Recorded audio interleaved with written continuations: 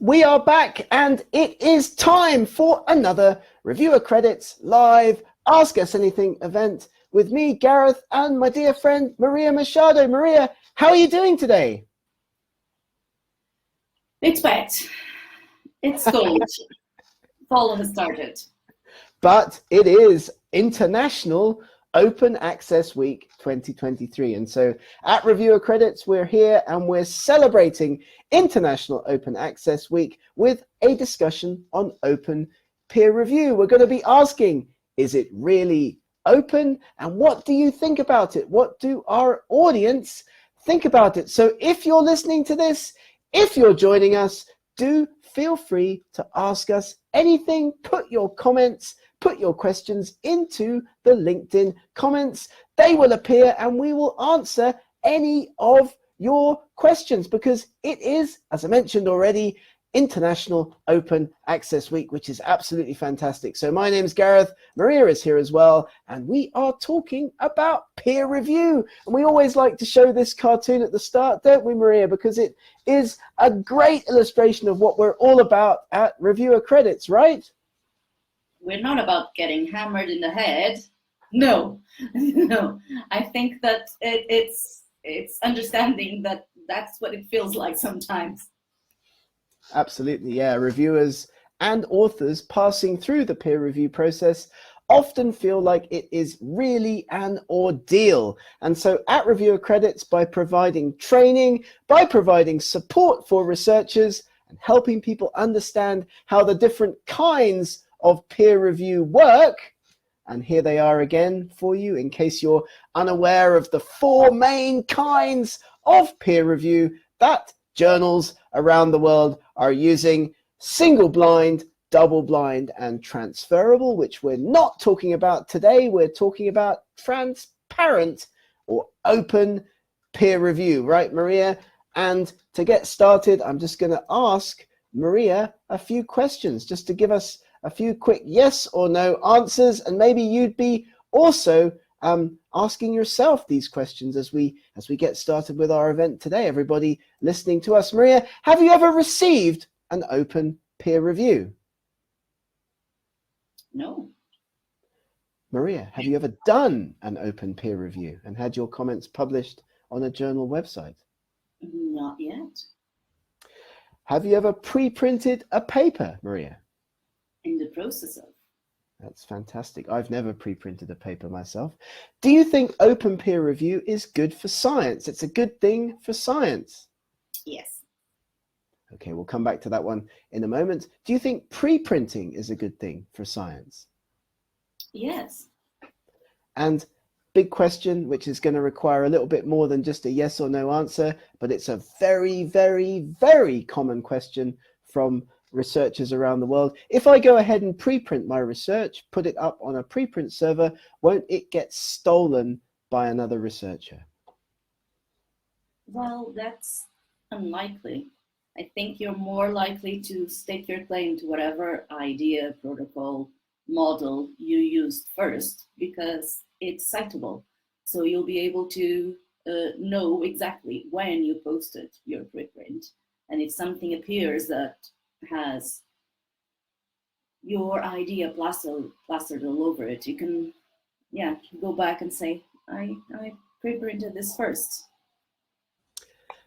So we're going to talk about two things today, and again, if you're listening to this and you'd like to ask any questions, do put them into the LinkedIn chat, into the LinkedIn comments. They'll appear in our chat. We'll be able to answer them. We're talking about peer review first of all, and to be completely clear and transparent and open or transparent peer review is when comments about a paper that are received in peer review get published alongside that paper, either as a supplementary piece of information when that article finally gets published in the journal, and Nature Communications is an example of that. We're going to talk about that in a moment, or on a preprint server alongside early versions of the work as it appears on the server. So that's why it's open. That's why people often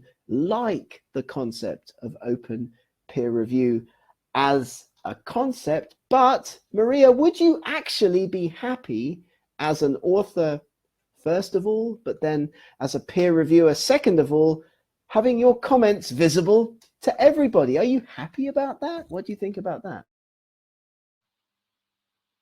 I think I'm pretty okay about that. I think it's only a matter of figuring out whether or not you're confident in what you're saying, which should be something that every reviewer should strive for whenever they are doing a peer review. If you are constructive and if you are impartial and if you have a good backing and the appropriate literature to support you, then it should be more than okay. And for early career researchers, it's quite good to have your name pinned to a review because it's citable.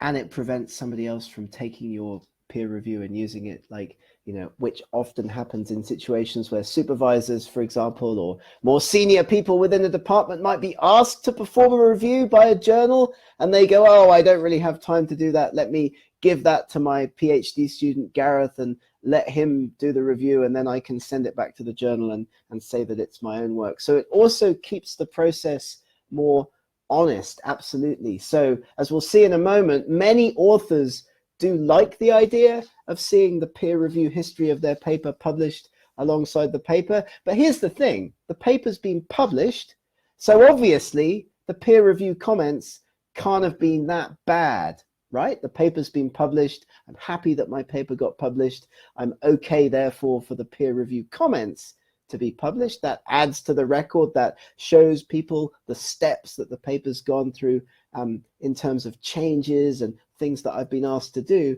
But what about if your paper gets rejected? Would you also then be happy to see the comments published online? Maybe they were a bit nasty. Maybe they were very negative. What do you think, Maria? I think most of the times that the papers are rejected, you don't get the peer review reports being published because they're usually only published associated with the paper that they are reviewing. So at least citing it, if the paper hasn't been cited or is not citable, it's highly unlikely that you'll get peer review reports that recommend rejection being published as well. What about on a preprint server, though? I mean, I might preprint a piece of work that's not yet gone to a journal, and comments might come in about that preprint that are super, super negative. And that's also a kind of open peer review, even before the paper's been submitted formally to a journal. But as an author, I might not be all that happy to see negative comments coming up associated with a preprint. In fact, I know that that's a reason why authors ask for their preprints to be taken down from preprint servers sometimes. I mean, is it good, or are we only getting to see positive comments on papers that have eventually been published? We're not only going to see positive comments, but we're going to see usually suggestions, right? So authors may have started their study thinking of something, and then whenever reviews are constructive, they actually improve the study. So the final product between the first time and the first version of a preprint and the latest and the version of record that's then published could be quite different. But I think that's a good way to teach early career researchers as well, that whenever you first submit a paper, that's not the end of the story. Yeah, that's definitely part of it. I mean, absolutely, like rejection, very common. Like I've had papers that have been rejected like 5, 6, 7 times from different journals.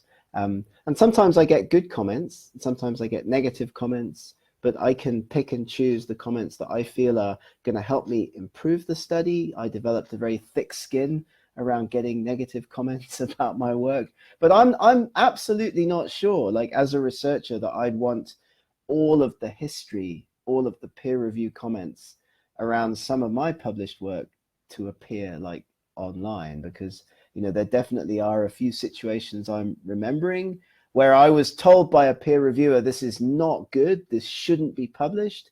And we were just like, they don't know what they're talking about. Let's go to a different journal, maybe a less impactful journal. Maybe we're going to suggest some peer reviewers that we know are going to give the paper an easier ride. Potentially it got published, and yeah, and in the end I was probably, in hindsight, thinking maybe it would have been a good idea to listen to that first reviewer.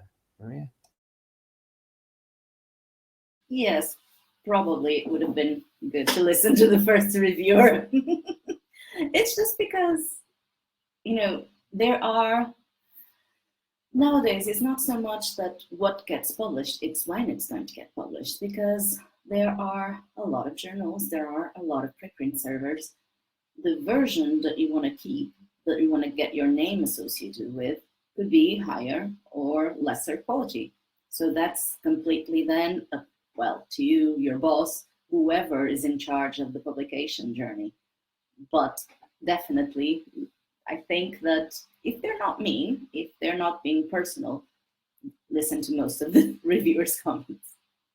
And you probably see this a lot in your role at Cactus, like when you're talking to authors and dealing with authors' comments and helping them to manage the whole peer review process, right? I mean, this is something that we spend a lot of time helping authors around the world to do, to manage those comments that come in on their papers, not to get too down about those negative ones. Pick yourself up. It's going to be okay. You can get the paper published, right? I think it's about not taking it personal. You put in a lot of effort to your work. It is personal, but then those people that are on the other side criticizing, it's their job to criticize. It will eventually get better. It's hard, it's not nice, but it will eventually get better. Absolutely. So we've got a few cold, hard facts about open peer review, transparent peer review. It's considered to be good.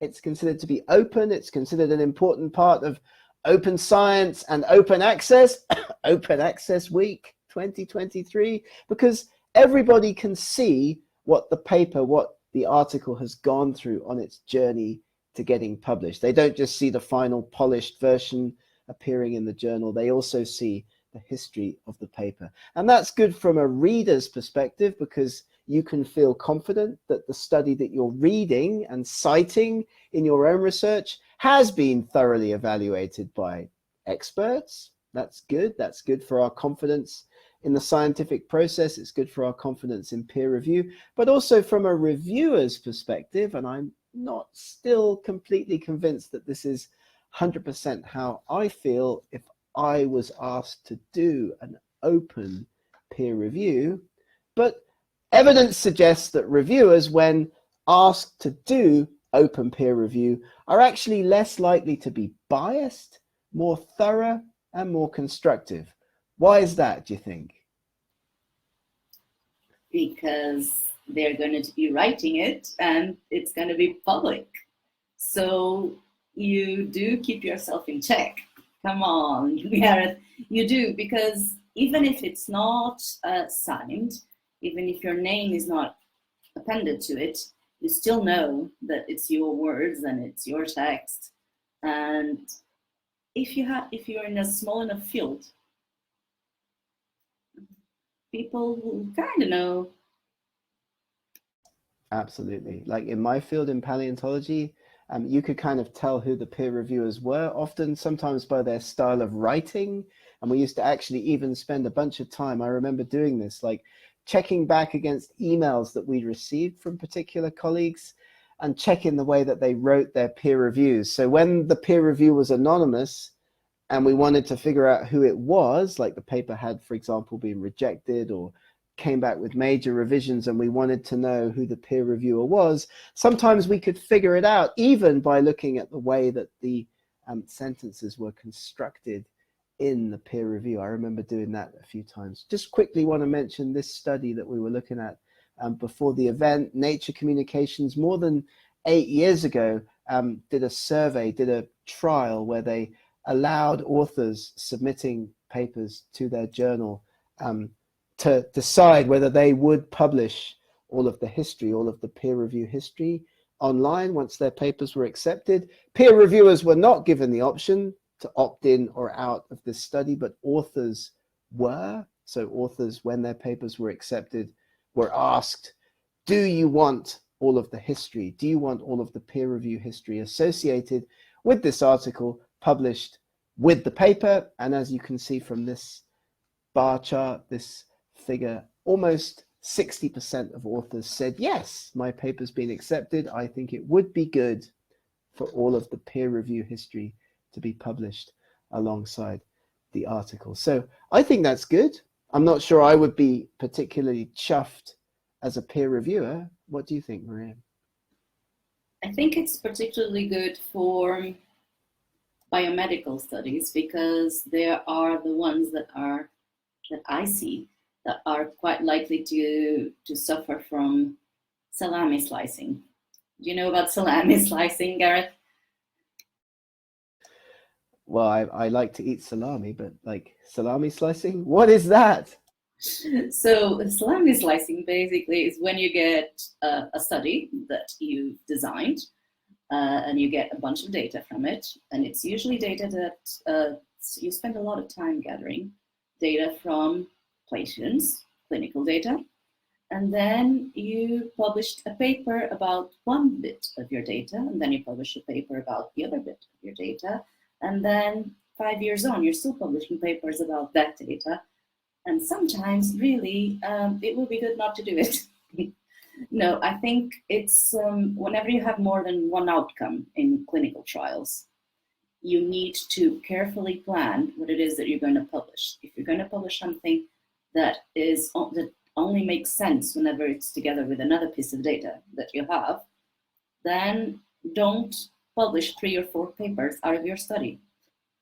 Be bold and go for the high impact journals instead of, just publishing 4 or 5 papers that sit there and have no bearing with each other, except for being extremely cross-sighted. Can be a numbers game though, can't it? I mean, I know lots of people, especially in the United States, where researchers are really incentivized to publish as many papers as possible. Not so important the journals, just as many papers as possible. So that, leads to an issue often with people submitting to predatory journals or journals that are not quite so robust in their peer review process.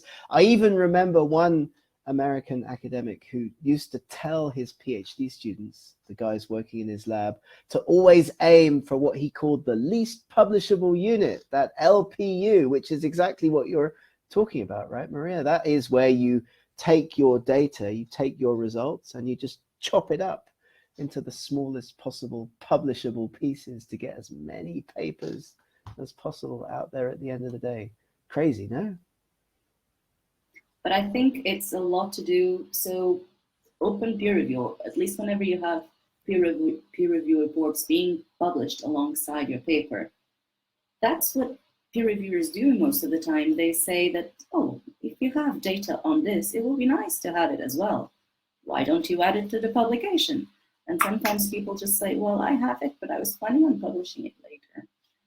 So I don't know. I think it's a lot to do with setting clear objectives for your study and being precise on what you want to answer. And if it's within the scope of your study, then add the data. If it's not, then don't.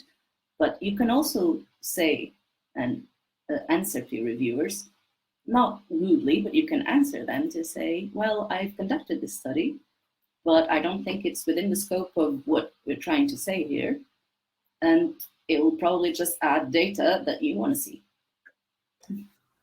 People ask that a lot, like when they get comments back after peer review and the reviewer's asking for something that would be nice and of course could be done, but maybe it's too expensive, maybe it involves like more experiments, lots more money, like the cost of reagents and chemicals and equipment time. Like in my case, often working on fossils, like people would say, and I remember one case actually of a paper that was published in Nature Communications. By chance, we're looking at Nature Communications today, but the reviewer said, why didn't you look at this particular fossil? And we had to reply, well, it's in Brazil.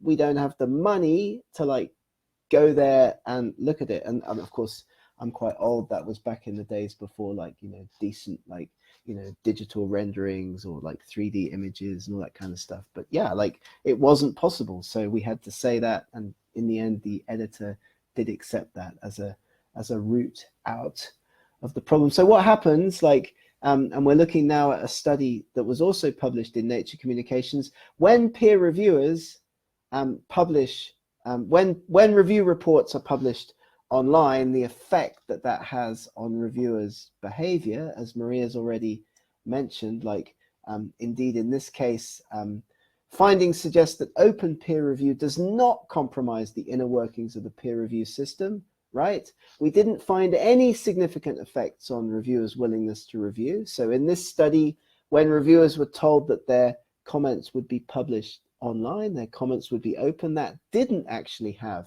a negative effect on their decision to take the review or their recommendations or on the speed in which they performed the review. I would actually expect that it might encourage peer reviewers to do the review quicker if they knew that their comments were going to be published online. Maria? I think that most reviewers will delay as much as possible for as long as possible. And then curiosity gets the best of us, right? We want to read the paper. And then we know that, well, if we read the paper, then we have to do the review. But it's about taking time out of your schedule to then complete work that's going to benefit somebody else. That's why it's quite annoying to be doing it without any kind of recognition. And that's the point of reviewer credits. And we'll come back to that again, of course, in a moment.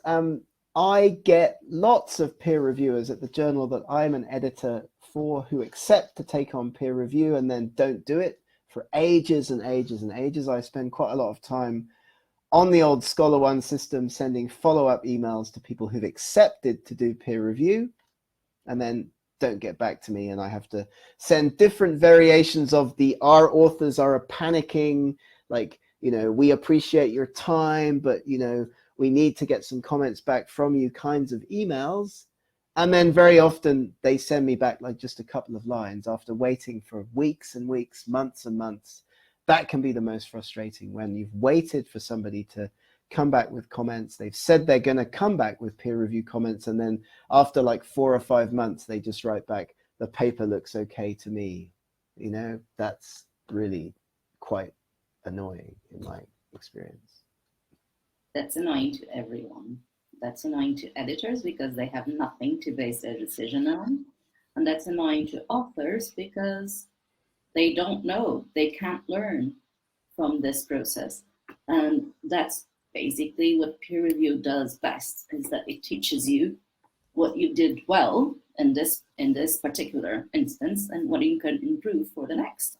So lots of papers, whenever I started out publishing, I had lots of comments that I then kind of decreased the number of comments I started to get on some things that were obvious for me years later. Like, you have to then be aware of your biases. Write a sentence about bias, sampling bias. Write a sentence about how you came up with the size of the study. Write a sentence to justify the controls that you did.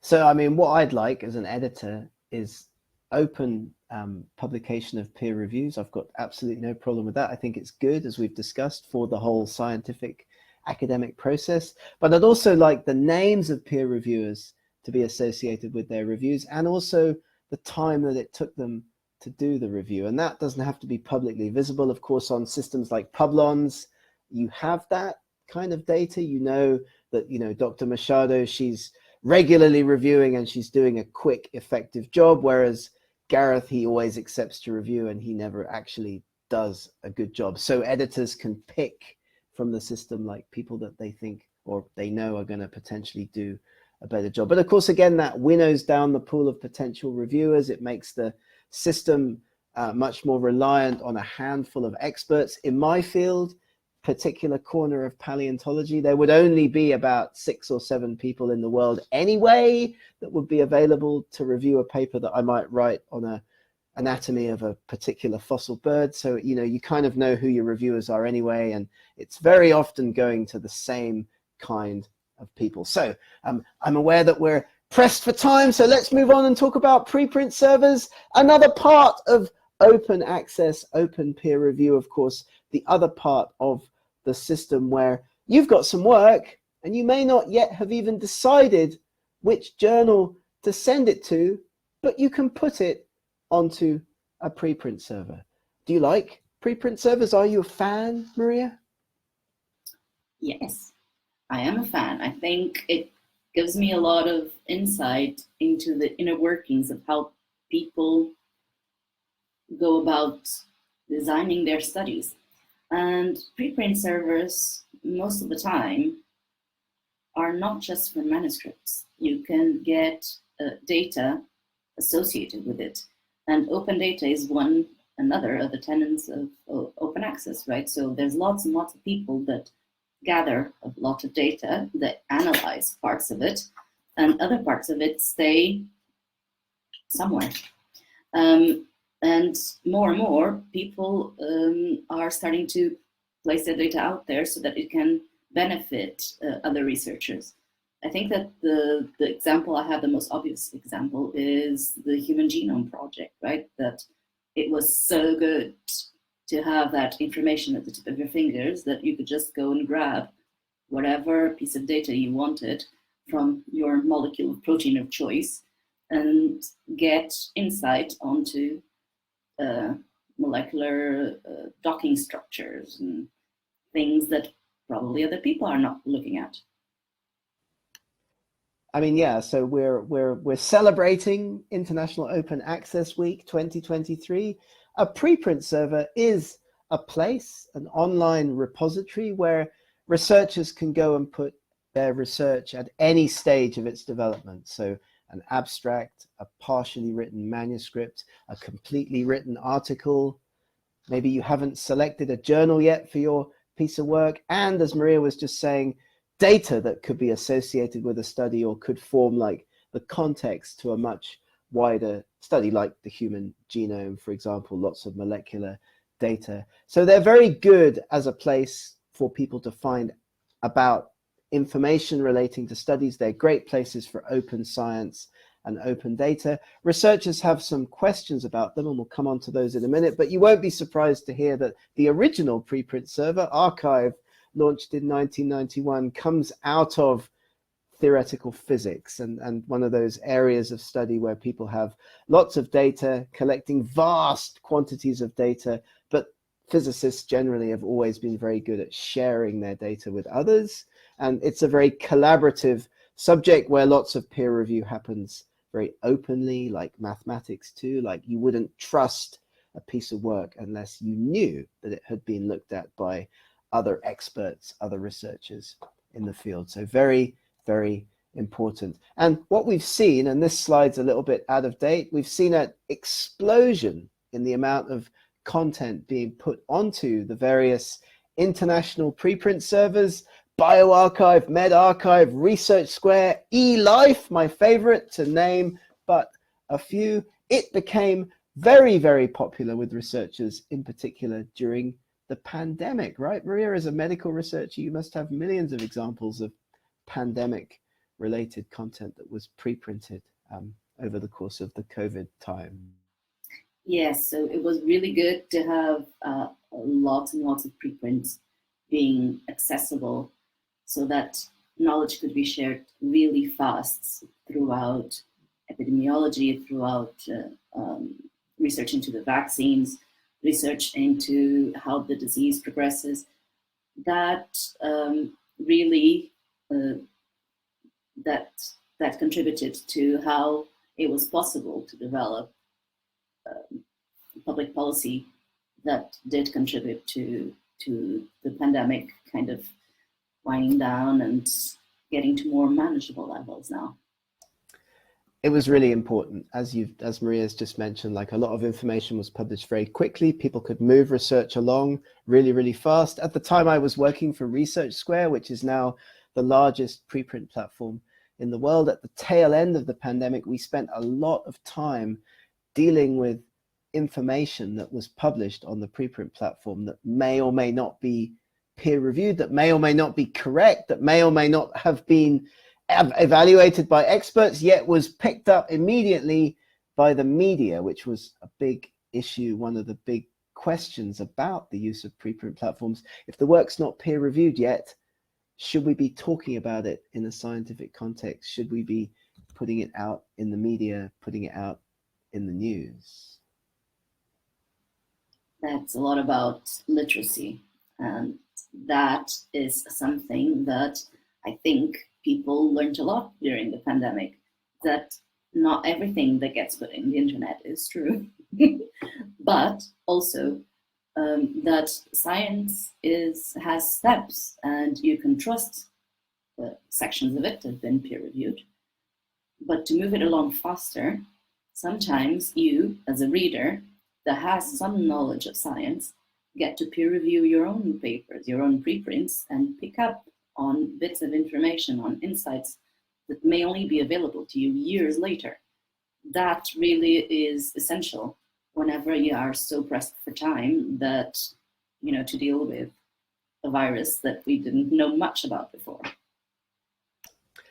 It's great for collaborative research in particular. So, I mean, I would say if anybody listening to this is thinking about preprinting a piece of their own research, do it, because you will get comments back, you will get feedback from the community, and you are 100% protected. Something that we get asked a lot about preprint servers and their use is, if I put my work onto one, won't somebody else working in my field see that, take it and publish it in a journal? Well, no, they can't, because everything that you put onto a reputable preprint platform is going to be stamped with a Creative Commons license, often also with a document object identifier if it's at that stage in the process. So you're probably more protected. You are going to be more protected. Your research will be better protected on a preprint platform than, for example, if you stand up and give a talk at a conference and you haven't published those results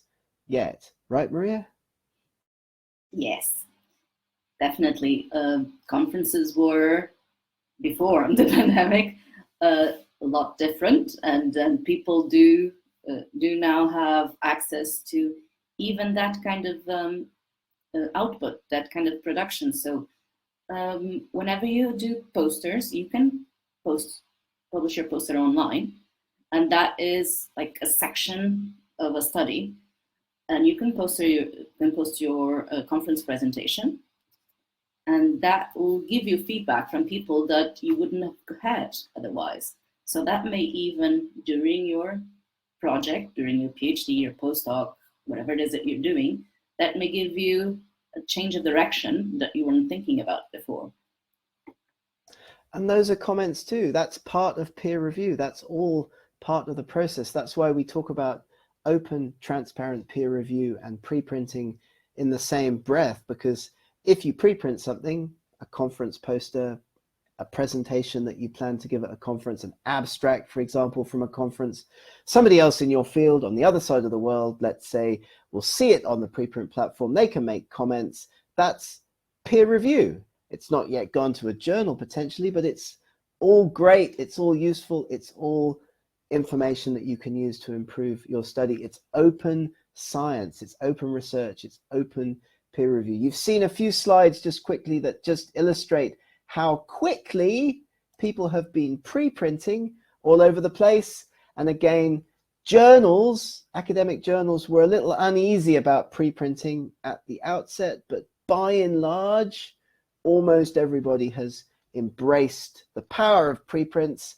Many journals around the world encourage authors to preprint before the paper gets accepted. Many journals are associated with preprint platforms. For example, Research Square and all of the Springer Nature journals, eLife, and so on and so forth. So you may end up doing it anyway. It's a great way to get your research known about, talked about, and get those comments back on your paper. Any final comments, Dr. Machado?